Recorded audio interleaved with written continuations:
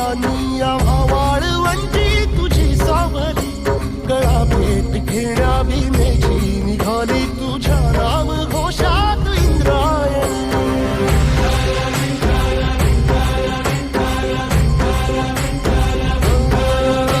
भिडे आसमंती ध्वजा वैष्णवांची उभी पंढरी आज नानावली तुझे नाव ओठी तुझे रूप ध्यानी जीवाला तुझी आस गाला घरी जरी बाप साऱ्या जगाचा परी तू आमालेकरांची विठू माऊली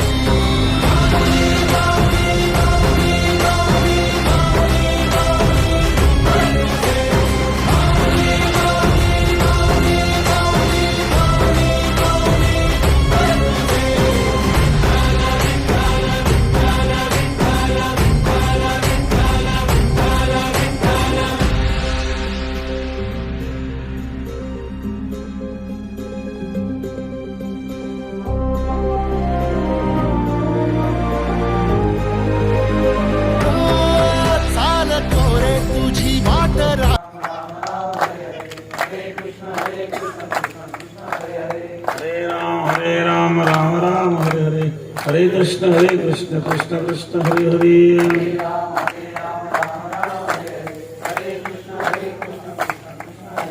हरे हरे राम राम राम हरे हरे हरे कृष्ण कृष्ण कृष्ण हरे हरे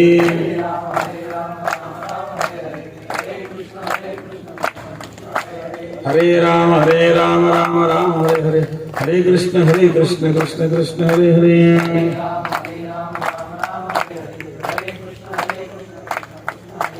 पंढरी वरदे विठ्ठल श्री ज्ञानदेव पंढरीनाथ भगवान सद्गुरु गंगागिरी महाराज की जय सद्गुरु नारायण गिरी महाराज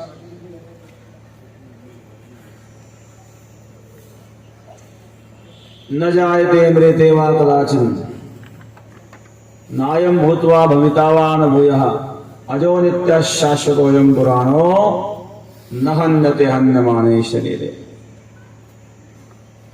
गंगा विशुद्धम हितपाद स्पर्शम सर्ववेष्टितम चिंबितम पुण्यस्थानम सराधिस्तंतुम समाधिस्तमूर्तिम नमामि गंगागिरि योगिराजम शुचिः शीलः समदक्षः सप्रतापी जितेन्द्रियम तम नारायणगिरिं वंदे सच्चिदानंद विग्रहम्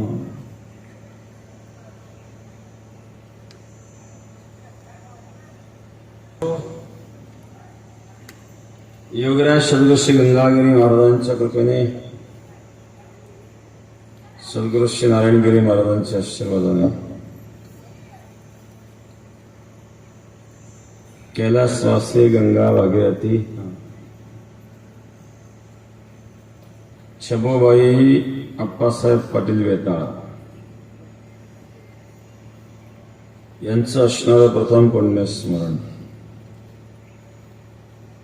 त्या निमित्ताने असणारा योग समस्त वेताळ परिवार हरिभक्त परायण भीमराज महाराज वेताळ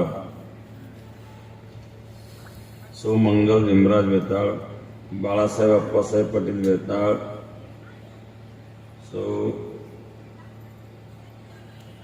देविता सोपानराव गमे बबनराव काशीनाथ सुपेकर त्यांचे पण पोपटराव काशीनाथ सुपेकर प्रकाश काशीनाथ सुपेकर कैलासवासी छपूबाई अप्पासाहेब वेताळ यांचं पुण्यस्मरण आहे। वेताळ परिवार सुपेकर परिवार दोन्ही परिवार या ठिकाणी आणि या परिवारांवर प्रेम करणारे त्यांच्या सर्व आप्तेष्ट मित्रगण प्रथम वर्ष श्राद्ध प्रथम पुण्यस्मरण कैलासवासी छबुबाई अप्पासाहेब पाटील वेताळ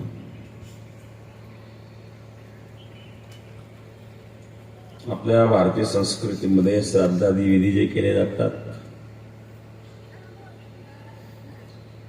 त्यापैकी दुष्क्रिया असेल 13वा असेल महिना असेल अंत्यसंस्कारच्या खूप वेगवेगळ्या पद्धती आपल्याला पाहायला मिळतात। हिंदू धर्मामध्ये 10 संस्कार आहेत 10 संस्कार आहे पण स्मशानात घेऊन जाण्याच्या पद्धती वेगवेगळ्या आहेत ना. शक्यतो तिरडीवर आपण नेतो, काही ठिकाणी झोळीत नेतात ना, झोळीमध्ये वैजाबाद जांभळगावमध्ये झोळीमध्ये नेतात, झोळीत टाकतात, त्या माणसांना नेतात. टाकडे बांध श्रामपूरच्या ते कसं नेतं माहिती, टाकडे बांधला खुर्चीवर बसून येतो. विचारून मग टाकडे व्हायच्या लोकांना. मेलेल्या माणसाला स्मशानात नेताना खुर्चीवर बसून येतात, टाकडे बांधला. आपल्या जवळ काही लांब नाही द्यायचं श्रामपूर तालुक्यामध्ये. 10 संस्कार करतात हिंदू धर्मामध्ये. दुसरं भूसमाधी दिले जाते, साधू संतांना समाधी देतात, जमिनीमध्ये पूर्ण भूसमाधी. काही जलसमाधी देतात. उत्तर भारतामध्ये हरिद्वार ऋषिकेश तिकडे बघा तुम्ही, शरीर पाण्यामध्ये सोडून देतात, तर दगड बांधतात किंवा एक असं एक लाकडी बॉक्स तयार करतात.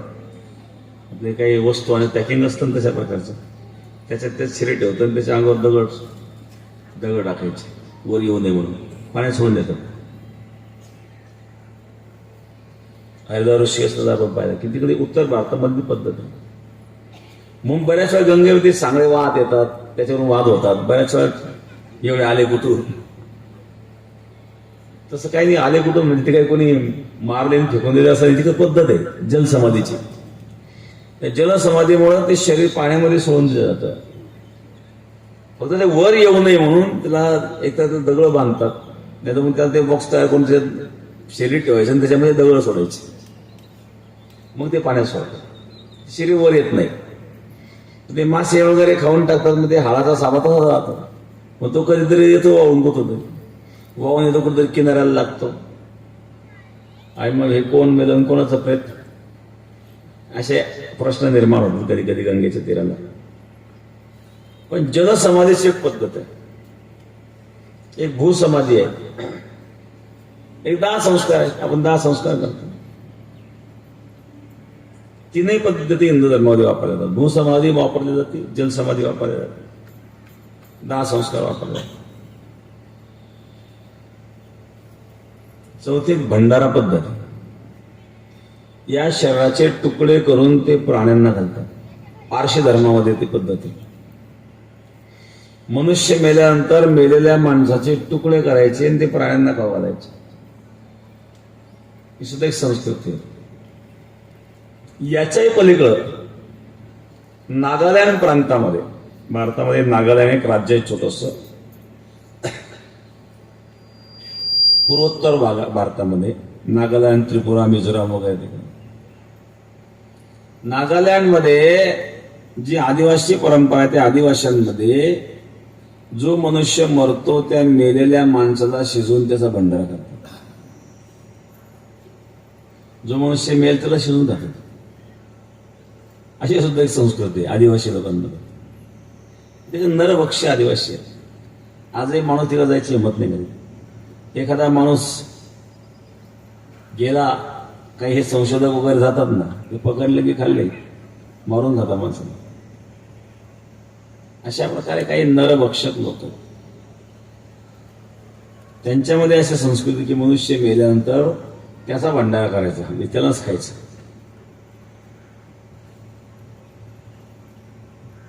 वेगवेगळ्या पद्धती आहेत. जातात ते माणसं, पुरतात ते माणसं, पाण्यात सोडून देते तेही माणसं, ज्याचे तुकडे करून प्राण्यांना घातले तेही माणसं, ज्याला शिजवून खाल्लं ते माणसं. वेगवेगळ्या रूढी वेगवेगळ्या ठिकाणी अशा आपल्याला पाहायला मिळतात. ठीक आहे, शरीर प्राण गेला, शरीरात काय राहिलं, त्याला जाळलं काय, त्याला पुरलं काय, त्याचे तुकडे केले काय, आणखी काय केलं,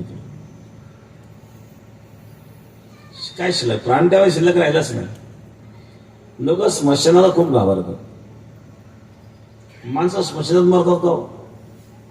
हा, नाही. कुठं मरतात मग? घरात. मग खरं स्मशान कोण आहे? काय घर आहे काय? मग घराला कसं काय घाबरते तुम्ही? स्मशानात घाबरता. स्मशानामध्ये जिथं जाळलं तिथं काहीच नाहीये, आणि खरा माणूस तो घरात मरतो.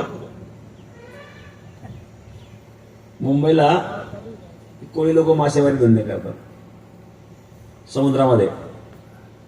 कधी कधी समुद्राला भरती येते, कधी मोठी येते, कधी वारं सुटतं, मोठ्या मोठ्या लाटा येतात, त्या लाटेत बोलतात काही लोक, सुनामी येतात, अनेक प्रसंग येतात. काही भयंकर मोठे मोठे मासे पण असतात, शार्क माशासारखे. त्याच्या चौकटी जाते, मोठे मोठे प्राणी गिळून खातात. तर अशा प्रकारे समुद्रामध्ये मासेमारी त्यांचा व्यवसाय होता. त्यांचे पणजोबा आजोबा वडील हे समुद्रात बुडून मेलेले होते. एका माणसाने प्रश्न विचारला, तुमचे वडील कुठे गेले? म्हणजे समुद्रात बुडून गेले. आजोबा समुद्रात बुडून गेले, पणजोबा समुद्रात बुडून गेले. याने विचारलं, तुमचे एवढे लोक समुद्रात बुडून मेले, तुम्हाला समुद्राची भीती नाही वाटत का? त्याने विचारलं, तुमचे आजोबा कुठे मेले? म्हणजे घरात. पणजोबा घरात, वडील घरात. मग तुम्हाला घराची भीती नाही वाटत का? तुम्ही घर सोडून देणार मग? माझं स्मशानात मरत नसतात, स्मशानात फक्त जाळले जातात. मरतात लोक कुठे? घरातच मरतात. मग स्मशानात भिण्यासारखं काय? भगवान शिव स्मशानामध्ये राहत होते. श्मशानेश्वा क्रीडा स्वरहरपेशाच्या सहचरात चिताभस्माले फलसकपिनकरोटे वरिगरः अमङ्गल्यं शीलं तव भवतु रामैवमखिलम्. श्मशानेश्वा क्रीडा स्मरहरपेशाच्या सहचरात चिताभस्माले फलसकपिनकरोटे वरिगरः. स्मशानात गेला करते, चिताभस्मालेप, चितेचं भस्म लावतात. काय लावतात? चिताभस्म. काही स्मशानामध्ये साधना करणारे काही साधू असतात, स्मशान जोगी, मसन जोगी म्हणतात. ते माणसं स्मशानामध्ये मांस खातात. स्मशानामध्ये लोक ते जाळून निघून जातात, जळत राहतात. हे मांस खातात. मांस खातात, मदिरा पितात. असे काही परंपरा.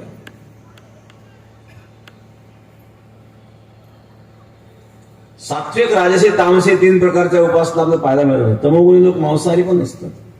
तांत्रिकांमध्ये फार लोक आहेत मांसाहारी, दारू पिणारे, देवाला नैवेद्य दारू दाखवतात. पंचमकारामध्ये त्याचा उल्लेख आलेला आहे. पंचमकार: मद्य, मांस, मुद्रा, मैथून. याचा योगिक अर्थ खूप वेगळा आहे. योगशास्त्रामध्ये योग संध्या ग्रंथ आहेत. एक हठयोग प्रदीपिका ग्रंथ आहे, स्वात्माराम योगींनी लिहिलेल्या हठयोग प्रदीपिका. त्याच्यामध्ये खेचरे मुद्रेचा उल्लेख आहे. गोमांस भक्षण नित्यम पिबतम अमरवारुणीम. त्याच्यातला श्लोक आहे तो. हठयोग प्रदीपिका म्हणतात, गोमांस भक्षण नित्यम पिबत अमरवारुणीम. नित्य गोमांस भक्षण करावं आणि अमर वारुणीत यावी. पण त्याचा अर्थ पण त्यांनी सांगितलेला आहे. गोमांस भक्षण म्हणजे काय? तर याचा अर्थ गाईची हत्या करायची, मांस खायचा असा मुळीच नाही. तसा अर्थ करतात. काय अर्थ सांगितलं? खेचरे मुद्रेमध्ये त्यांनी काय सांगितलं? 2 प्रकारच्या प्रक्रिया सांगितल्या. तुम्ही करून पाहू नका, फक्त मी सांगतोय तुम्हाला. काही झालं कमी जास्त या आमच्याकडे. जीभ नेहमी असे दररोज ओढली जाते. जसं आपण गोदोहन करतो, गायीचं दोहन करतो, त्याप्रमाणे जिभेचं दोहन करायचं दररोज. ही दोहन क्रिया आहे. गायी त्या दोहनाप्रमाणे दोहन झाल्याच्या नंतर दुसरे छेदन क्रिया. जिभेला ही खालची जी शीर आहे ती केस आहेत ती कापतात. तिला हिरड्या आणि सेंदाचं चूर्ण घासतात. पुन्हा 8 दिवस सुंदर केस ती कापतात. पुन्हा 8 दिवस केस ती कापतात. असं 6 महिने ते 8-8 दिवसाला कापित राहतात. 6 महिन्यामध्ये ते शिर पूर्ण कापलं जाते आणि त्याला हिरडे सेंदावचं चूर्ण घासलं आणि जखम बरी होऊन जाते. ते पूर्ण शिर कापले जाते आणि दोन क्रिया दररोज चालू त्याच्यामुळे ते जीव लांबते. ते इतकी लांबते की ते जर आपण बोटात धरली वर नेली तर ते भोयापर्यंत जाते, इतकी लांबते. मग ती जीभ उलटी करायची आणि वर आपल्या टाळूच्या ठिकाणी छिद्र आहे, त्या छिद्रामध्ये घालतात. संपूर्ण जीभ त्या छिद्रामध्ये घातल्यानंतर आपल्या मस्तकामध्ये असणारे जे ब्रह्मरंध्र आहे त्या ब्रह्मरंध्राच्या ठिकाणी ती जीभ पोचते. तिथे चंद्रामृताचा तळ आहे, त्याचा स्राव होत असतो, तो जिभेवर येतो आणि त्याला अमरत्व प्राप्त होतं, असं योगशास्त्रामध्ये वर्णन केलं. तर ते जीभ टाळूमध्ये घालून तो आस्वाद येणं याला गोमांस भक्षण म्हटलंय. गोमांस भक्षण म्हणजे गायीची हत्या करून गायी कापायची आणि ते मांस खायचं नाही सांगितलं. जीभ उलटी करून छेदन क्रिया दोहन क्रिया करून ते जीभ लांबून उलटी करून टाळूच्या छिद्रामध्ये घातल्यानंतर ब्रह्मरंध्रापर्यंत पोहोचल्याच्या नंतर त्याला जो चंद्रामृताचा त्या ठिकाणी स्राव होत असतो तो श्रवण करणं याला गोमांस भक्षण म्हणतात. आणि ते जे अमृत त्या ठिकाणी मिळतं त्याला अमर वारुणी म्हणतात. प्रेमत अमर वारुणी, गोमांस भक्षण नित्यम प्रेमत अमर वारुणी म्हणजे ती जीव टाळूच्या जवळ गेल्याच्या नंतर ज्या वेळा अमृताचा आस्वाद मिळतो ती झाली अमर वारुणी आणि जीव तिथपर्यंत पोहोचणं ह्याला गोमांस भक्षण असतं. आपण अर्थ काहीतरी करतो. तसं मध्य मांस मैथून ह्या ज्या प्रक्रिया आहेत या योगामध्ये याचे अर्थ खूप वेगळे आहेत. मैथून शब्दाचा अर्थ योगात काय सांगितला? कुंडलिनी जागृत करणे. कुंडलिनी जागृत करण्याची जी प्रक्रिया आहे त्या प्रक्रियेमध्ये कुंडलिनी जागृत होते. त्या जागृतीतून जो आनंद मिळतो तो मैथून म्हटलं. त्या ठिकाणी दोन श्वासाचं मिलन होतं ना, प्राण आणि अपान. प्राण अपान या दोन श्वासाचं मिलन म्हणजे मैथून. कारण प्राण आणि अपान त्या ठिकाणी रोखायचं आहे. तो रोखल्यानंतर जे घर्षण तयार होतं, घर्षणातून उष्णता तयार होते, उष्णतेतून ती कुंडलिनी जागृत होती. त्याला मैथून म्हटलेलं. तो काही अर्थ करतात. शाक्त परंपरेमध्ये देवीचे उपासक, तुम्ही कांची कामकुटी वगैरे तिकडे गेले तर तिकडे सगळे हेच प्रकार. बंगाली विद्या, काली माता, याचे 3 प्रकार आपल्याला पाहायला होतात. एक उच्च म्हणजे योगिक मुद्दा.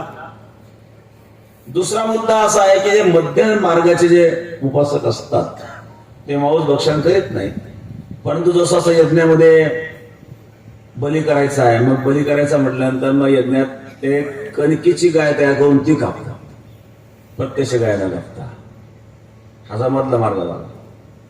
आणि शेवटचा जो खालचा मार्ग आहे त्याच्यामध्ये प्रत्यक्ष गायीची हत्या केली जाते. ज्याला ऊर्ध्वगती प्राप्त करायची असेल त्यांनी सात्विक मार्ग स्वीकारला. ऊर्ध्वं गच्छन्ति सत्त्वस्थामध्ये तिष्ठन्ति राजसा जगन्यगुरुत्तिष्ठ अधो गच्छन्ति तामसाः. ऊर्ध्वगती प्राप्त करणारे सात्विकता वाढवावी, कारण सत्वगुणी लोक ऊर्ध्वगती प्राप्त करतात, रजगुणी लोकांना मध्यगती प्राप्त होते आणि तमोगुणी लोक भूताखेताची उपासना करतात. यजन्ते सात्विका देवान्यक्षंश राजसा प्रीतभूतगणाश्चंद यजन्ते तामसा. मला एकदा इंदोरला एका माणसाने प्रश्न विचारला, आपके महाराष्ट्र में लोग महिषासुर की पूजा क्यों करते हैं? कोणते पाहिजे आपण मसोबा बसतो. मसोबा म्हणजे कोण आहे? महिषासुर. ज्या महिषासुराला मारण्याकरता देवीने अवतार घेतला आणि त्याची आपण पूजा करतो. हा मसोबा महाराष्ट्राच्या बाहेर नाही दुसरीकडे. मध्य प्रदेशच्या माणसाने मला प्रश्न विचारला होता. इंदोरचा महोत्सव वकील होता. त्यांनी कधीतरी महाराष्ट्रात आलं असेल, कुठेतरी महोत्सव पाहिला असेल. तर म्हणजे त्याला जेव्हा कळलं आम्ही महाराष्ट्रातले तेव्हा त्यांनी मला प्रश्न विचारला, आपके महाराष्ट्र में महिषासुर की पूजा लोग क्यों करते? वो तो राक्षस है. गीतेमध्ये भगवान सांगतात यजंते सात्विका देवान यक्ष राक्षांश राजसा. हा रजे गुणी लोक राक्षसांची पूजा करतात. मसोबा हा देव नाहीये, तो राक्षस आहे. रजोगुणी लोक राक्षसाची उपासना करतात. आणि प्रेतान भूतगणाश्रम यजंते तामसा जना. तमोगुणी लोक भूता प्रेताची उपासना करतात. सात्विकतेमध्ये ऊर्ध्वगती आहेत. मग या सर्व मार्गाचा त्याग करून सात्विक मार्ग स्वीकारावा. शेवटी कोणतेही कर्म केलं त्या कर्माचा फल तर भोगावं लागतं. वाईट कर्म केल्यावर, दुसऱ्याची हत्या केल्यावर काय मिळणार? तोही आपली हत्या करेल, नरकात जावं लागेल. असा मार्ग आपण का स्वीकारावा? मग 4 वाजता स्वर्ग नरक काहीच मानित नाही. यावत जीवन सुखम जीवेत ऋणम कृत्वा घृतम देवेत भस्मे भूतस्य देहस्य पुनराजीवनम कृता. हा 4 वाकाचं मत आहे. जोपर्यंत जीवन जगा तोपर्यंत सुखाने जगा. ऋणम कृत्वा घृतम पिबेत. तूप खा, दष्टपुष्ट व्हा, पैसे नसले तर कर्ज काढा. ऋणम कृत्वा कर्ज काढा. घृतम पिबेत, तूप खा, तूप प्या. नाही भेटलं तर त्यांनी कारण काय सांगितलं? नाही भेटलं तर काही विचार नाही. बसवे भूतस्य देहस्य पुनराजीवनम कृता. एकदा शरीर जळून भस्म झाल्यानंतर कोणी पाहिलं पुनर्जन्म, कोणी पाहिलं जन्म, कोणी पाहिलं मरण, कोणी पाहिलं स्वर्ग, कोणी पाहिलं नरक. हे जीवन तोवर मजा करून घ्या. असा एक वर्ग आहे. ते चार्वाक मत. चार्वाक एक शास्त्र आहे नास्तिक शास्त्रामध्ये. हा जो चार्वाक होता याचं नाव गौतम होतं. गौतम म्हणजे गौतम बुद्ध नाही. गौतम आधीच झाले. गौतम ऋषी एक वेगळे गौतम होऊन गेले. गौतम बुद्ध एक वेगळे गौतम झाले. हा चार्वाक हा गौतम होता. पण नैयायिक पण एक गौतम होता. न्यायशास्त्रकार गौतम एक वेगळा आहे. कणाद गौतम, वैशेषिक, तर वेगवेगळ्या प्रकारचे शास्त्र. त्यामध्ये हा चार्वाक जो आहे हा फक्त डोळ्याने दिसेल ते सत्य म्हणतो. देव मानित नाही, ईश्वर काय दिसत नाही, कसं मानायचं? आत्मा आहे तो दृष्टीचा विषय नसल्यावर नसेल दिसत, पण अस्तित्व नाकारता येत नाही. या ठिकाणी भगवान परमात्मा सांगतो, अर्जुन न जायते न म्रियते. आत्म्याला जन्म नाही, मरण नाही, तर तसाच राहतो. न जायते म्रियते वा कदाचिन. परंतु त्यामध्ये असणारे या ठिकाणी शरीराचा त्याग होतो. आत्म्याने शरीराचा त्याग केल्याच्या नंतर शरीर निस्तेज झालं, मग माती झाली. तर जाळा किंवा काय करायचं काय करा. आत्मा निघून गेला, आत्मा अमर आहे. विशिष्ट प्रकारच्या पद्धती आयुर्वेदामध्ये सुद्धा अशा काही पद्धती आहे की एखाद्या वस्तूला विशिष्ट तापमान दिल्यानंतर त्यातले बाकीचे दोष नष्ट होतात आणि त्यातले गुण वृद्धी होते. आपण काळं मीठ खाऊन काळं मीठ, हे काळं मीठ बनवण्याची एक पद्धत आहे. त्या मिठामध्ये काही अनेक गोष्टी टाकल्या जातात. काही मसाल्याचे पदार्थ असतात, काही बदामचं साल असते ती टाकली जाते, काही मसाल्याचे पदार्थ टाकले जातात आणि ते एका मडक्यामध्ये भरून ते उष्णतेमध्ये ठेवतात. त्याला इतकी उष्णता दिली जाते 10-12 हजार अंश सेल्सिअस. 10,000 अंश सेल्सिअस पेक्षा जास्त उष्णता दिली जाते. एवढं तापमान दिली असते. काळं मीठ खायला आपण म्हणतो काळं मीठ, पण ते कसं तयार होतं? म्हणजे त्या मिठामध्ये असणारे इतकं 10,000च्या पुढे तापमान गेलं तर काय शिल्लक राहणार? त्यातले दोष सगळे निघून गेलेले असतात. म्हणून ते गुणकारी आहे. ते आपलं हे साधंच मीठ आहे ते, पण त्याला तापमान 10,000च्या पुढे दिलेलं असतं. म्हणजे आयुर्वेदामध्ये काही असे प्रकारे विशिष्ट तापमानापर्यंत गेले, त्यानंतर त्याचे औषधी गुण ओपन होतात आणि त्याचे सगळे दोष निघून जातात. परंतु त्याचे जे नष्ट न होणारं तत्व ते संपत नाही. तसं हे शरीर आहे, नष्ट होऊन जाईल, पण याच्यामध्ये नष्ट न होणारं एक तत्व आहे ते म्हणजे आत्मा. ते कशाला नष्ट होत नाही. नैनम छंदाने शस्त्राणी नैनम भदिभाव कहा न चैनम क्लिदेंत्यापो नश्योच्यते मारुताच्छद्यम यम अकले दोषोश्चय नित्य सर्वगतस्थानोर अचलोयम सनातन. ते अचल आहे, सनातन आहे. त्याला शस्त्र तोडू शकत नाही, वायू सुकू शकत नाही, अग्नी का जाळू शकत नाही. म्हणून मी तुम्हाला काळ्या मिठाचं उदाहरण 10,000च्या पुढे तापमान गेलं तरी त्या मिठामध्ये असणारे जे काही गुण आहेत, जे औषधी गुण आहेत, ते नष्ट नाही होत.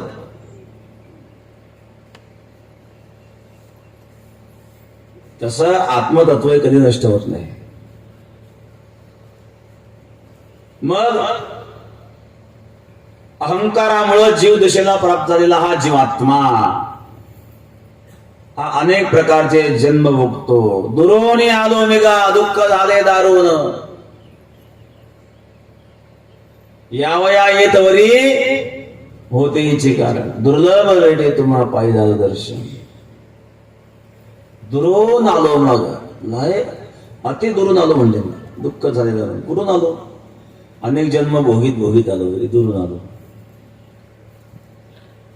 फार दुःख भोगले, वेगवेगळ्या योनींमध्ये अनेक दुःख भोगले, आपल्याला स्मरण नाहीये.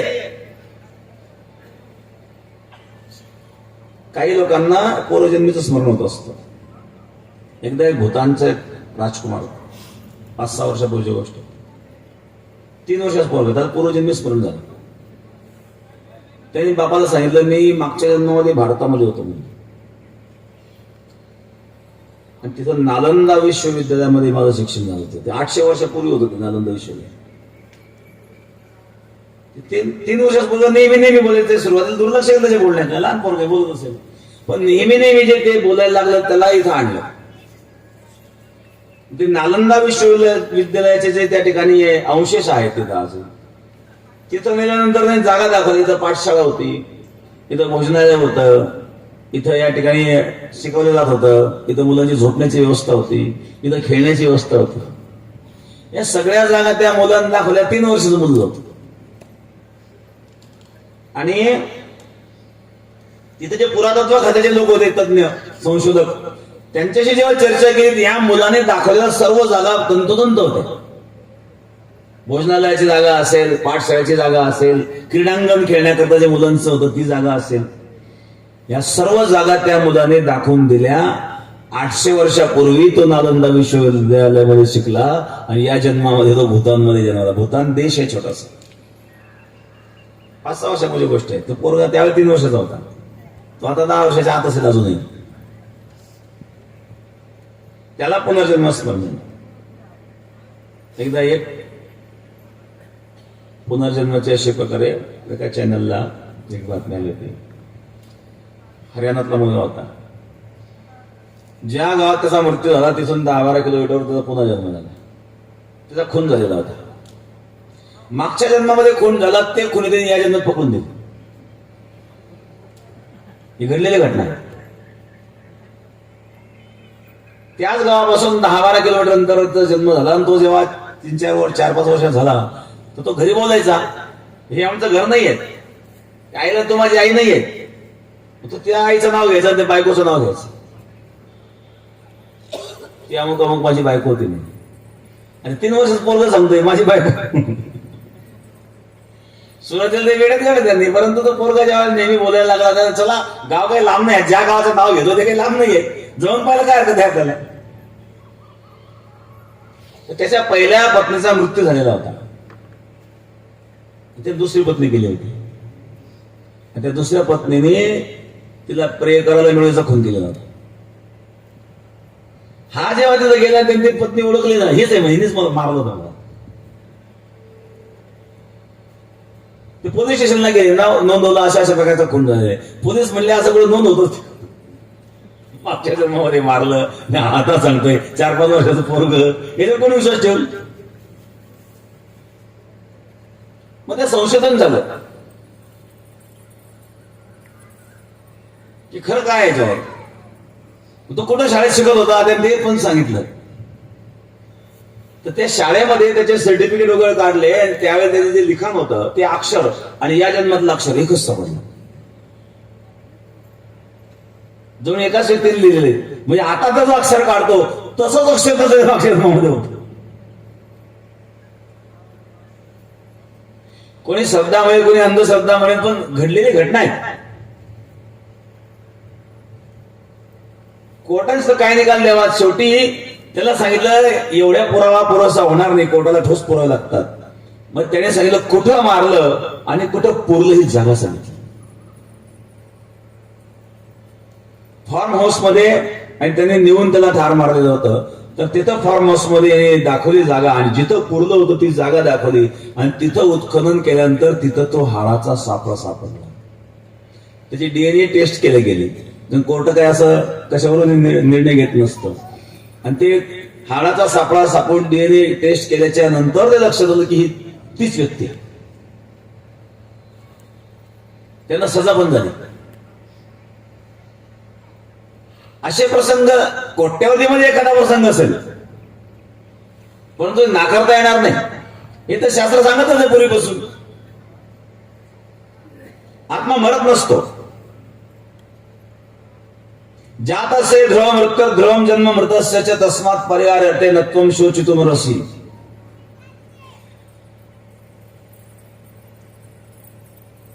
ज्याचा जन्म झाला मृत्यू होत असतो, मृत्यूनंतर पुन्हा जन्म होत असतो. आद्य शंकराचार्य सांगतात पुनरपि जन्म पुनरपि मरणम पुनरपि जन्मे जठरे शेदम हे संसारे. पुन्हा जन्म घेणे पुन्हा मरणे हा संसार आहे.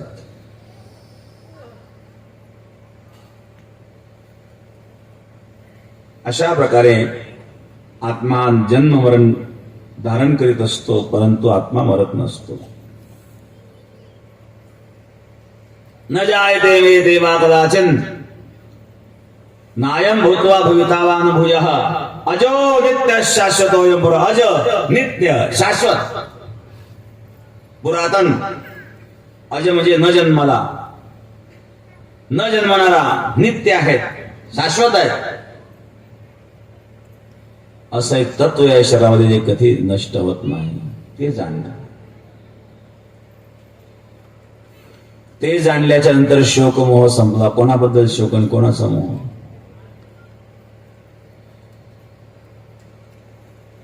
शरीर तर मरणारच आहेत आणि आत्मा तर मरतच नाही. मग जो मरतच नाही त्याच्याबद्दल रडण्याचं कारण काय? म्हणजे मरणारच आहे त्याच्याबद्दल रडण्याचं कारण काय? संपला शोक. पण ही अवस्था निर्माण आहे. आद्य शंकराचार्यांचा जो सिद्धांत आहे ब्रह्म सत्यम जगन मिथ्या. शंकराचार्य सांगतात श्लोकार्थ प्रवक्ष्यामि दत्तम ग्रंथ कोटिभिः ब्रह्म सत्यम जगन मिथ्या जो ब्रह्मैव नापरः. जगत मिथ्या सर्वसामान्यांच्या बुद्धीच्या वर जात आहे. कसं काय जगत मिथ्या? आम्ही सर्व एवढा आनंद घेतोय, बंगला बांधलाय, एसी रूम, काय तर एसीचा आनंद. इथं वरून गळून गळून खाली येते.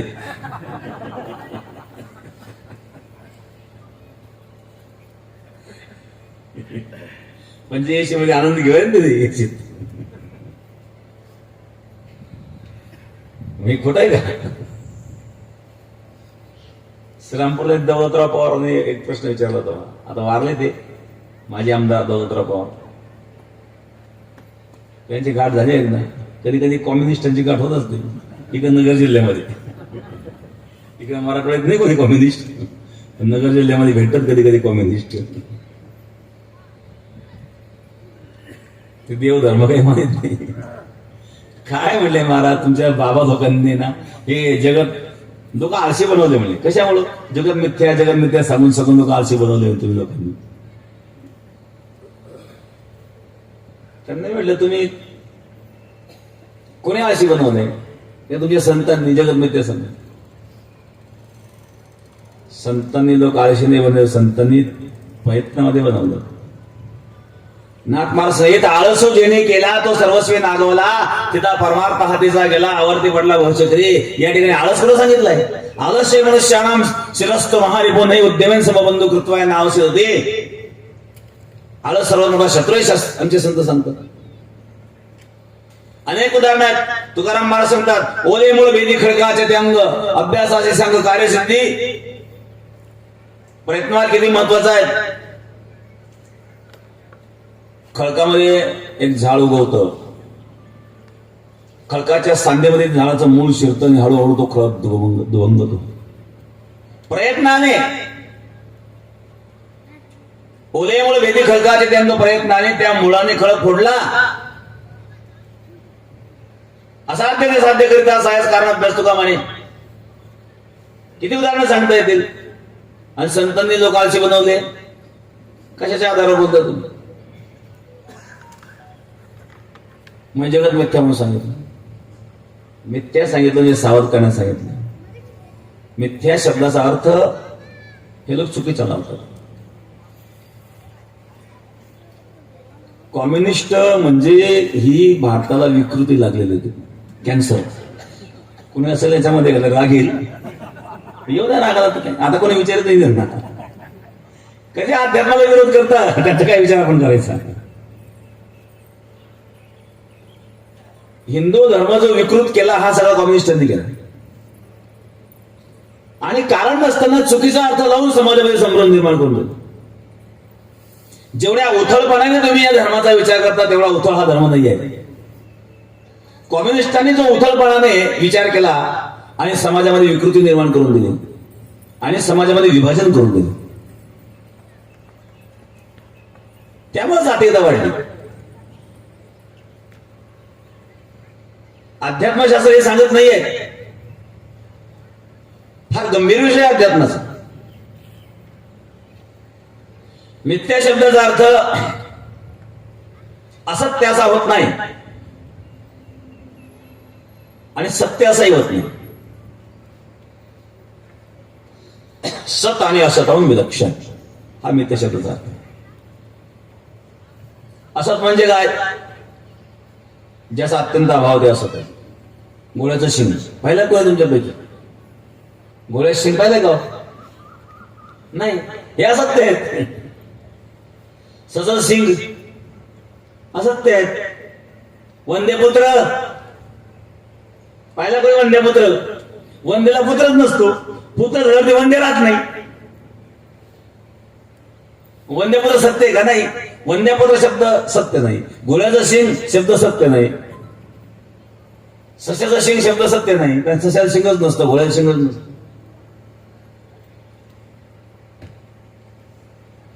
तात्पर्य या ठिकाणी असत्य म्हणजे ज्याचा अनुभव येत नाही ते असत्य असते.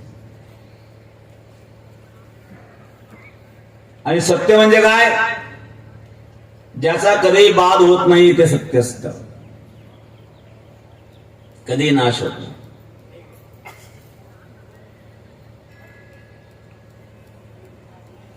संसाराचा बाद होतो.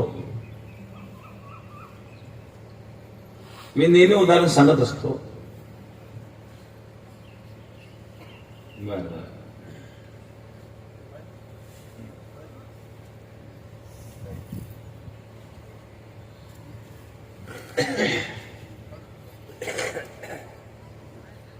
या ठिकाणी आमचे महेंद्र शेठ उपस्थित झालेत.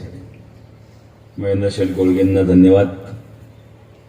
सचिन भाऊ दिघे, आमचे किसनराव सुपेकर, कांदळकर, प्रभाकर कांदळकर पुढे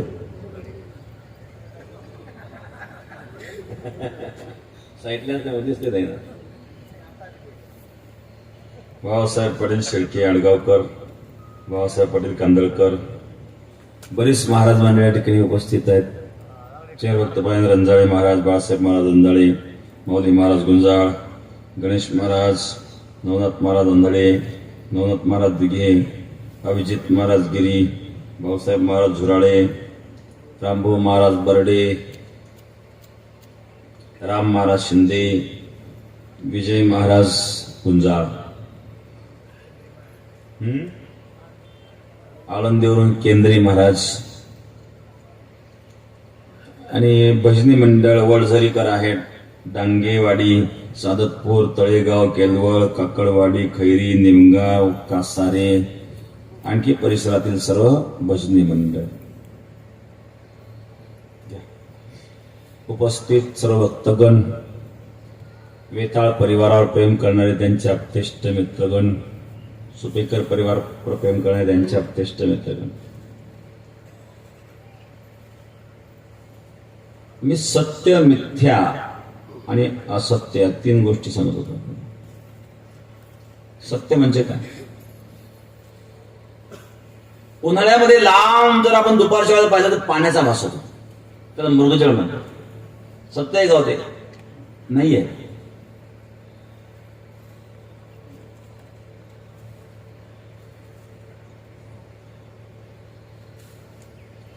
फक्त मध्ये दिसतंय ते, सकाळी नाही, संध्याकाळी नाही, दुपारी दिसलं.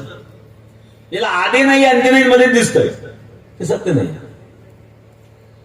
दोरीवर सर्पाचा भाग झाला, सर्प सत्य आहे का? नाही. शुक्ती रजत शिंपल्यावर चांदीचा भाग झाला, सत्य नाहीये. हे भासतंय, अज्ञानामुळे भासतं. हे भासवणारे माया आहेत. तसे जगत सुद्धा माया कल्पित आहे, असं वेदांत शास्त्राचं मत आहे. माया कल्पित नाना आकार, जेवढे आकार असलेले सर्व माया कल्पित आहे. विचारांत ते सिद्ध होत नाही, त्याचं अस्तित्व सिद्ध होत नाही. हे अध्यात्मातून सिद्ध होत नाही, विज्ञानातूनही सिद्ध होत नाही.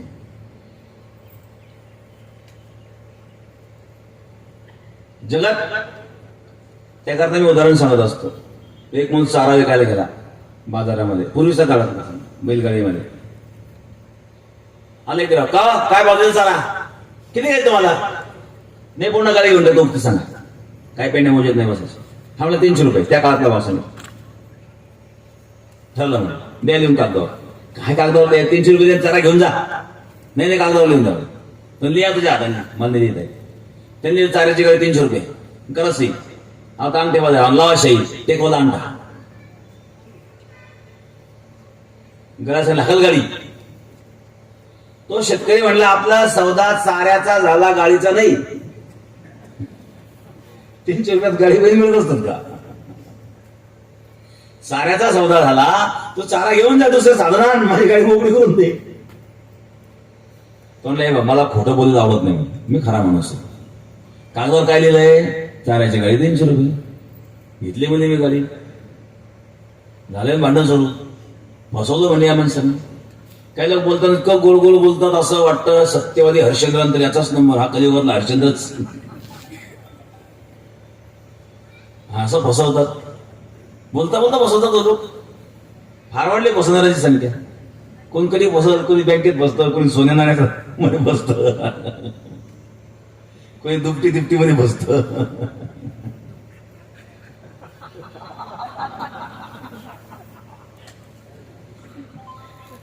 फसवणार फार लोक आहेत. आता नाही बोलता बोलता चाऱ्याची गाडी शब्द दिल्यानंतर गाडी घेऊनच चाललाय. तो माणूस लागला करायला. बोलते लोक बाजार होता का गरीब माणूस आहे, आम्ही नेहमी घोडा माणूस आहे, तुम्ही कसं काय बसवलं? नाही हो, मला खोटं बोलायला अजिबात आवडत, मी खरा माणूस आहे. तुम्ही बघा बरं या कागदावर काय लिहिलंय. कागदावर चाऱ्याची गाडी घेतली म्हणली मी चाऱ्याची गाडी,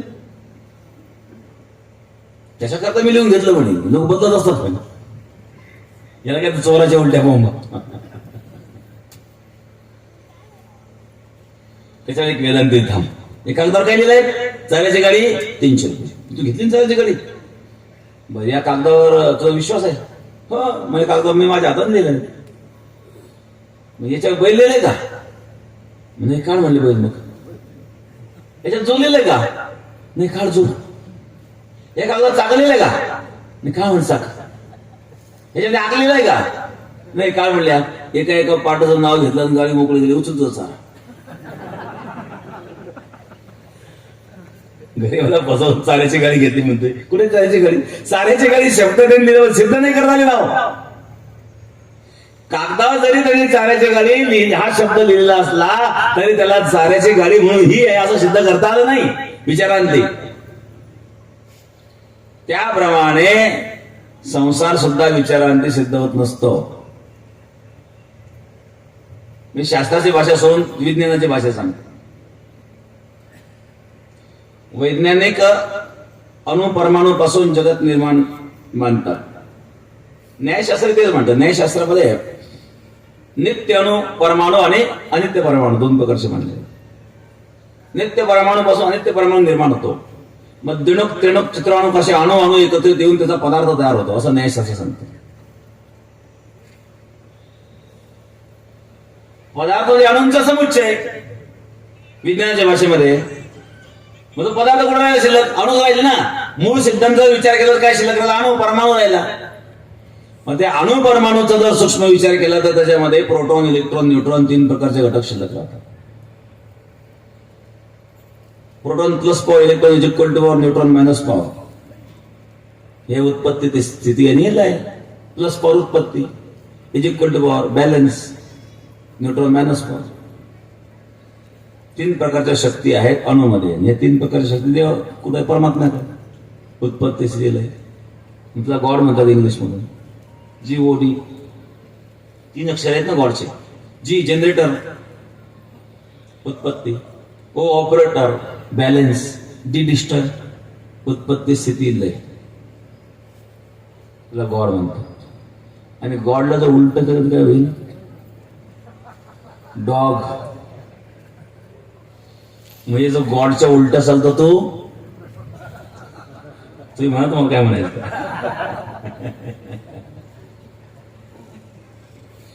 या ठिकाणी मी विज्ञानवाद्यांबद्दल बोलतोय की अणूमध्ये प्रोटॉन, इलेक्ट्रॉन, न्यूट्रॉनच्या रूपाने plus power, is equal to power आणि मायनस पॉवर 3 प्रकारचे जे शक्ती मानलेल्या आहेत. हे उत्पत्ती स्थितीला हे 3 गोष्टी आहेत आणि त्या ईश्वराच्या शक्ती आहेत. मग त्या परमाणूमध्ये कोण ईश्वर आहेत? मग शास्त्र काय सांगतो? अणुरेणुयान महत्वमयान. तो अणुरेणूपेक्षाही सूक्ष्म आहे आणि अणुरेणूमध्ये सुद्धा परमात्मा आहे. हे तर आमचे संत सांगतच आलेले आहेत. मग शिल्लक राहिलं काय? पदार्थ. शिल्लक राहिलं परमात्मा. मग जगत पुढं सत्य आहे, परमात्मा सत्य आहे. सत्य तो सत्य तो सत्य तो विठ्ठला, सत्य आहे तो परमात्मा. हे सार आमच्या संत महापुरुषांनी निवडून काढलं. संत एकांती बैसले, सर्व सिद्धांत शोधिले, ज्ञानदृष्ट्या अवलो केले, सार काढिले निवडून. एकांतात बसले, सर्व सिद्धांताचा शोध घेतला, ज्ञानदृष्टीने अवलोकन केलं. एकांतात काय करावं? साधना काय? चिंतन काय? साधका करता एकांत अतिशय श्रेष्ठ आहे. विषयी माणसा करता एकांत नाही बरं. विषय मनुष्य एकांतामध्ये विषयाचं चिंतन करतो. मग विषयी माणसाने एकांतात जाऊ नये. विषय मनुष्य एकांतात जेवढं पाप करतो तेवढं लोकांतात करणार नाही, पापी मनुष्य.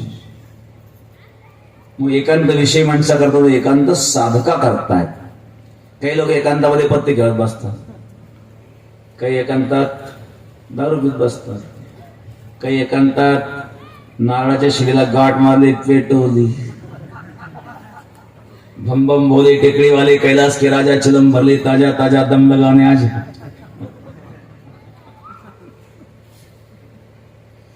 एकदा हरियाणामध्ये एक माणूस भेटला होता आम्हाला. पंजाबी होता. रेल्वे स्टेशन बस स्टँड 2 किलोमीटरचं अंतर होतं. आम्ही झेलम एक्सप्रेसने कुरुक्षेत्रात उतरलो. झेलम पोहोचला रात्री 2 वाजता. येतं सकाळी 6ला बस होती. थोड्या रेल्वे स्टेशनचा आराम केला. 5 वाजता थोडा फ्रेश होऊन निघलो तिथून बस स्टँडला जायला. मध्येच एक माणूस भेटला. महाराज महाराज रुको रुको रुको. म्हटलं कोण? परिचित माणूस भेटलाय. ओळख नाही परिचित. ते चेहरा तर काही परिचित दिसत नाही. मग तो बोलताना असं बोलतो जणू फारच जुनी ओळख आहे. महाराज रुको. क्या बात है भाई? बैठो बैठो. आप क्यों बैठा रहे? हमारी गाड़ी का टाइम हो रहा है, गाड़ी चली जाएगी, बस चली जाएगी, आप क्यों रुक रहे हैं? क्या महाराज, हम संसारी होते हुए भी चिंता नहीं करते, आप सन्यासी चिंता कर रहे हो?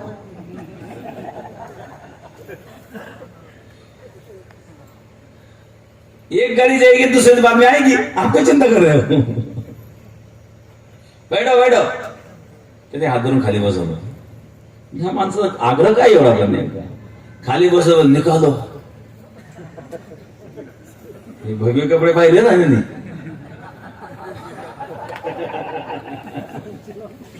तिकडे हरियाणा पंजाबमध्ये फार चालतो तिकडे. निकालो. क्या निकालो? बोले निकालो. कसं भाई आप गलत जगह पे आ गए हो, या ये नहीं है. त्याचा चेहरा पाण्यासारखा झाला.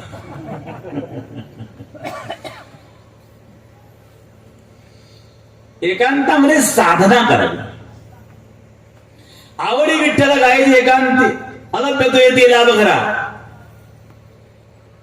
एकांतात साधना केल्याने अलभ्य लाभ आहे. परंतु एकांतामध्ये विषय सेवन केल्याने अतिशय पतन आहे.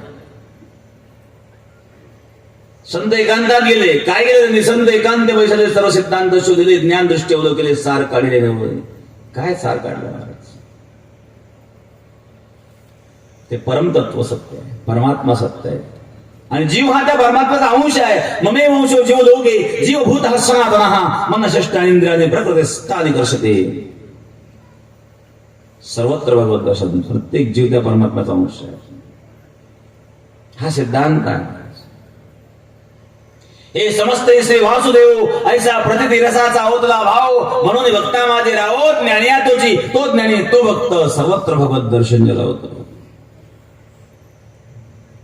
म्हणून या ठिकाणी भगवान परमात्मा सांगतो, अर्जुन न जायते न मृते. आत्मा जन्मत नाही, मरत नाही. तू का दुःख करतोस? न जायते मृते वा कदाचित नायम भूत्वा भवितावा अनुभूयः अजो नित्य शाश्वतोयम पुराणो न हन्यते हन्यमाने शरीरे. एक तास झालाय आवरून घेऊ. पुढं काल्याचं कीर्तन आहे म्हणून प्रवचन करावं लागलं. आणि म्हणून ते कीर्तन करून याची गळ्याने मग कीर्तन करता आलं असतं. पुढं घाला असल्यामुळं आपल्याला इथं बरेच गायकवादक मंडळी, महाराज मंडळी आहेत. हे सगळं पाहिल्यानंतर वाटलं तर कीर्तन करा, पण पुढचं आठवण झाली म्हणजे बघ. उन्हाळ्याचे दिवस आहे, ते लोक वाट पाहते. वार्षिक कार्यक्रम आहेत. जयवंतबाई वेताळ महाराजांचा खूप आग्रह होता. आपल्या आनंदीच्या बाबतीमध्ये त्यांची धावपळ नेहमी असते. संघटन करणे, लोकांपर्यंत पोहोचणं. आळंदीला आपलं काम चालू झालेलं आहे आणि चांगलं स्पीडनी काम चालू आहे. त्यांना सांगितलं पहिला स्लॅब पडेपर्यंत थांबू नका, कारण यावर्षी आळंदीच्या यात्रेच्या वेळेला खूप पाऊस झाला. द्वादशी रात्रभर दिवसभर पाऊस राहिल्यामुळं आपल्या तिथे खूप हाल झाले. पाणी साचलं होतं, पंक्ती बसवता आल्या नाही, काल्याचं कीर्तन करता आलं नाही. म्हणून आम्ही निर्णय घेतला की पुढच्या वारीपर्यंत आपला एक स्लॅब पडला पाहिजे. बाकीचे कामं होते. काम फार मोठं आहे, जवळजवळ 30-35 हजार स्क्वेअर फूटचं काम ते आहेत. मोठा खर्च आहे आणि लोकांना किती त्रास द्यायचा आहे मोठा प्रश्न आहे, समजतोच आहे. आणि बेटामध्ये सुद्धा आपलं काम अधुरं आहे अजून. त्या मंदिराचे आतले काम अजून बाकी आहेत बेटामध्ये, तेही यावर्षी पूर्ण करायचे आपल्याला डिसेंबरपर्यंत. डिसेंबरमध्ये गंगागिरी महाराजांची पुण्यतिथी असते. मार्गशीर्ष वद्य अष्टमी ते अमावस्याला काला असतो. चतुर्दशीला गंगागिरी महाराज पुण्यतिथी असते. त्यावेळेला आपल्याला मंदिराचं प्राणप्रतिष्ठा कार्यक्रम करण्याचा निर्णय आहे. तोपर्यंत काम आवरून घ्यावं लागतील. आळंदीचे मोठं महत्वाचं काम आहे. या आळंदीच्या कामाकरता जे महेंद्र शेटने फार मोठं योगदान केलं आणि पुढे करतील ते, म्हणजे आपलं जोड कमी होईल. तर बरेच काम त्यांनी केलं. ज्या दिवशी आपलं भूमिपूजन झालं त्याच दिवशी 5 लाखाचा चेक त्यांनी आपल्याला दिला होता. त्यानंतर बरंच सिमेंट 15 लाखाच्या आसपास स्टील त्यांनी दिलं आपल्याला. म्हणजे आतापर्यंत त्यांची 20 लाखाच्या आसपास मदत झालेली आहे महेंद्र शेठची. काम एवढं मोठं आहे कारण शहरामध्ये खर्च फार वाढलेला आहे प्रत्येक गोष्टी. तरी खूप आपले विटाच्या भट्ट्यावाल्यांनी इतकी मदत केली आतापर्यंत. आधी 2 लाख आणि आता पाऊण लाख पर्यंत काय 1 लाख गेली. 2 लाख आतापर्यंत 2 लाख वीट पोहोच झाली. म्हणजे हे सगळी वीट सेवार्थ दिले विटाच्या भट्ट्यावाल्या. कोणी 5,000, कोणी 7,000, कोणी 10,000 असाच्या विटा दिल्या. काही डबल दिल्या. 15,000 वीट काही दिलेली आहे. आणि तसं विटाचं नेतृत्व तुमची मंडलिक करतायत आणि वीट जर कमी पडली तर त्यांची देतील ते, तसं काही नाही. त्यांचे शब्द वीट कमी पडून द्यायचे नाही. विटाचा प्रश्न मिटला. वाळूची अडचण आहे पण इथून सध्या वाळूची टेंडर चालू आहे. पण काही आपल्याला करता येऊ शकतं. आपल्याला आपल्या इथं गोदावरीला पण वाळूचं टेंडर चालू आहे. तिथूनही आपण जर घेतली पावत्या वगैरे मिळतील. पण काय असतं त्याच्यामध्ये वाळू म्हणजे ओव्हरलोडिंगचा विषय येतो. तेवढं जर आपण सांभाळलं तर वाळूचंही बऱ्यापैकी काम म्हणजे आपला खर्च वाचेल. विट्याचा जसा खर्च वाचला, स्टीलचं जबाबदारी आपण आणि बऱ्यापैकी आहे. पोलीस डिपार्टमेंटचं गाड्या देतात वाळू भरून नेऊ फक्त तेवढं सोडा फक्त मला. हा आपल्या संगमनेर तालुका संपल्यानंतरचा पुढचा प्रश्न आहे, तोपर्यंत काही अडचण नाही. तर जेणेकरून हा खर्च आपला वाचेल. वाळूचा खर्च तोही मोठा खर्च असतो, जसा विटाचा खर्च वाचला. स्टीलच्या बाबतीमध्ये आपण या ठिकाणी चांगल्या प्रकारे मदत केली, म्हणजे सर्वसामान्य लोकांवरचं तेवढं कमी होईल. आपले बेटामध्ये नेहमी कामं चालू असतात. समाज तोच आहे. आपला सप्ताह असतो, सप्ताहामध्ये कोट्यवधी रुपये खर्च होतात प्रत्येक सप्ताहामध्ये. एवढे कोट्यवधी रुपये समाजातून गोळा केले जातात आणि त्यामुळं नेहमी समाजाकडून तरी किती पैसा घ्यावा मोठा प्रश्न असतो. सर्वसामान्य लोक असतात.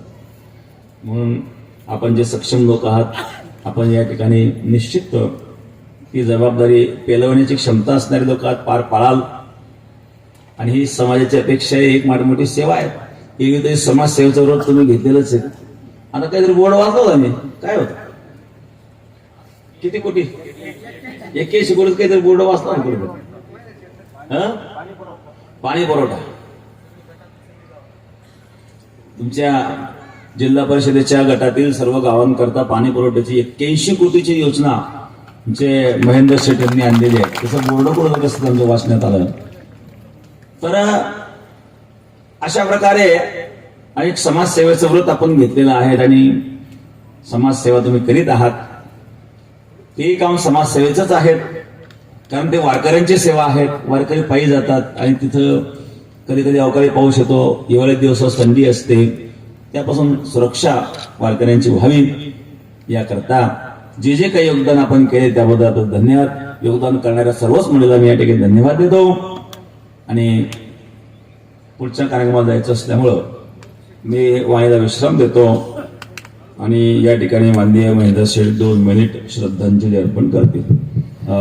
भीमराज महाराज बेताळ वडझरीकर जगून 11,000 रुपये आळंदी करता.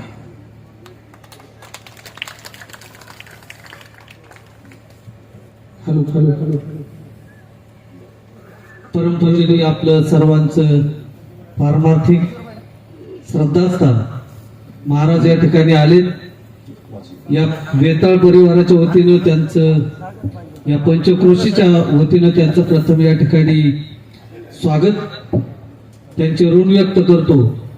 आणि या ठिकाणी हरिभक्तीपरायण भीमराज महाराज वेताळ आणि बाळासाहेब आप्पासाहेब वेताळ यांनी त्यांच्या मातोश्रीच्या प्रथम पुण्यस्मरणाच्या निमित्ताने या ठिकाणी हरिपाठाचे पुस्तक छापलेले आहेत.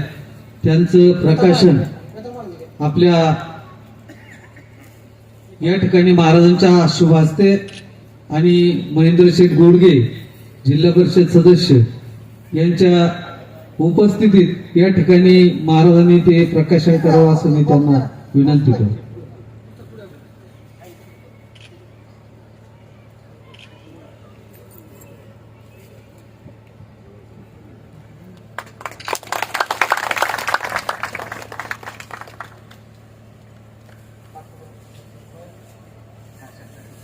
आणि महाराजांचा या ठिकाणी वेताळ परिवाराच्या वतीनं हरिभक्तीपरायण भीमराज महाराज वेताळ हे महाराजांचा या ठिकाणी सन्मान करत आहेत.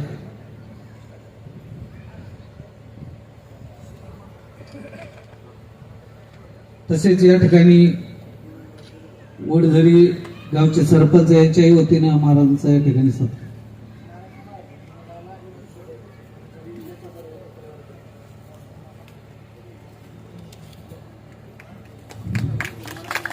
वडझरी बुद्रुक भजनी मंडळ यांनाही या मातोश्रीच्या प्रथम पुण्यस्मरणाच्या निमित्ताने या ठिकाणी भजनी मंडळाला 2100 रुपये देण्यात येत आहेत. भजनी मंडळातील सदस्य पोपटराव मोरे कुठं असतील त्यांनी किंवा आप्पा म्हसूम गोरडे दोघांपैकी कुणी या.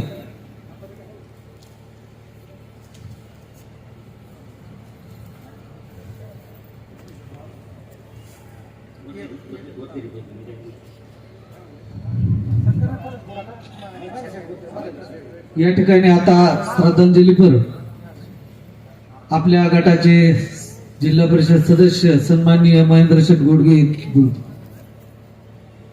आज या ठिकाणी मातोश्री शिवबाई वेताळ यांच्या प्रथम वर्ष श्राद्धानिमित्त जमलेल्या सगळं समुदाय आणि आपल्याला ज्यांनी आताच अतिशय सुंदर असं प्रवचन केलं ते आपले सगळ्यांचे श्रद्धास्थान रामगिरी महाराज, उपस्थित सर्व जनसमुदाय, आज मातोश्रींचा प्रथम वर्ष श्राद्ध. भीमराज महाराज वेताळ चाकणला असतात, तिथे नोकरी करतात, पण सगळं करताना परमार्थ. आणि आत्ताच महाराजांनी जे सांगितलं की आळंदीच्या आश्रमाचं काम असू द्या किंवा कोणत्याही धार्मिक गोष्टी असू द्या, बेटासाठी त्यांनी स्वतःला वाहून घेतलेलं आहे. भीमराज महाराजांचा मला काही झालं तरी 15 दिवसातनं महिन्यातनं एक फोन असतोच, एक खुशाली विचारण्यासाठी तरी काहीतरी फोन असतोच. आज त्यांच्या मातोश्रींना या ठिकाणी मी आपल्या गटाच्या वतीने पुष्पांजली अर्पित करतो. माननीय नामदार बाळासाहेब थोरातांच्याही वतीने मी त्यांना पुष्पांजली अर्पित करतो. आत्ताच महाराजांनी सांगितलं की त्यांनी येताना जो बोर्ड वाचला, तर हे बोलायचं व्यासपीठ नाहीये, परंतु महाराज खरंच मनामध्ये एक शल्य बाकी होतं की आपला कार्यकाळ तर संपत आलाय आणि खूप दिवस झाले मी त्या योजनेच्या, नवीन आमची योजना जी आहे ती वाड्या वस्त्यांपर्यंत पोहोचलेली नव्हती. कारण 30 वर्षापूर्वी योजना झाली होती, नंतर घरं वाड्या वस्त्या माळ्यात लोक राहायला गेले आणि प्रत्येकाला पिण्याचं पाणी, स्वच्छ पिण्याचं पाणी प्रत्येकापर्यंत पोहोचावं आणि ती गोष्ट आपल्या हातून घडावी, यासाठी मी माननीय नामदार बाळासाहेब थोरातांचा सारखा पाठपुरावा करत होतो. आणि शेवटी का होईना त्या गोष्टीला यश आलं आणि खरंच मनाला आता समाधान वाटतंय की आपण 5 वर्षाच्या काळामध्ये या गटासाठी खरंच काहीतरी चांगलं केलं. या ठिकाणी मी आज सगळ्यांना परत संध्याकाळी चिंचोली गुरवला माननीय नामदार बाळासाहेब थोरातांच्या उपस्थितीत मोठा कार्यक्रम आहे, विविध विकास कामांच्या उद्घाटनाचा आणि भोजनाचाही कार्यक्रम आहे. मी तुम्हाला सगळ्यांना तिकडे आमंत्रित करतो. आणि माझ्या कार्यकाळातला आजचा शेवटचा कार्यक्रम आहे, म्हणजे आज मला नारळ देणार आहेत महाराज. तर मला मधू महाराज तर मला म्हटले वैजापूरलाच या तुम्ही, परंतु सगळ्यांनी त्या कार्यक्रमासाठी पण यावं अशी मी आपणास विनंती करतो. परत एकदा महाराजांना नमस्कार करतो. आणि महाराजांनी आता जी वाळूची गोष्ट सांगितलेली आहे, महाराज उद्याच त्या गोष्टीवर ऍक्शन होईल 100%, मी एकदम खात्री देतो. आणि इथूनच नाही, पुण्यातनं सुद्धा तुम्हाला खूप वाळू मिळवून द्यायचं काम करतो, त्याची काही काळजी करू नका. आमचं सगळ्यांचं ते काम आहे आणि तुमच्या आशीर्वादानेच आमचं सगळं चांगलं चाललेलं आहे. असेच आशीर्वाद तुमचे आमच्या पाठीमागे कायम असू द्या एवढीच विनंती करतो आणि या ठिकाणी थांबतो. जय हिंद, जय महाराष्ट्र.